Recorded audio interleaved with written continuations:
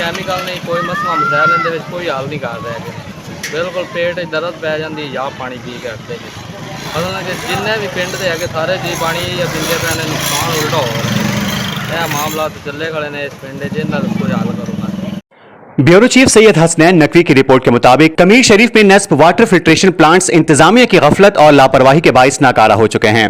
बेशतर plants बंद पड़े हैं, जबकि 1 या 2 वाटर फिल्ट्रेशन प्लांट्स ही काम कर रहे हैं, जिनसे फराहम किया जाने वाला पानी भी पीने के काबिल नहीं। फिल्ट्रेशन प्लांट्स की मुरम्मत, फिल्टर्स की तब्दीली और देखभाल के लिए हर माह लाखों रुपए के बिल मंजूर होते हैं, मगर अमली तौर पर उन पर कोई काम नहीं किया जाता। कई साल से न फिल्टर्स बदले गए हैं और न ही केमिकल्स इस्तेमाल किए जा रहे हैं। शहरियों को फिल्ट्रेशन के बगैर जमीनी पानी फराहम किया जा रहा है, जो सेहत के लिए खतरनाक है। शहरियों ने आला हुकाम से मुतालबा किया है कि फौरी नोटिस लेकर वाटर फिल्ट्रेशन प्लांट्स को फाल बनाया जाए ताकि साफ पानी मुयस्सर आ सके। मजीद खबरों और न्यूज अपडेट्स के लिए देखते रहिए आज तक, खबर सच के साथ। आज तक न्यूज, खबर सच के साथ।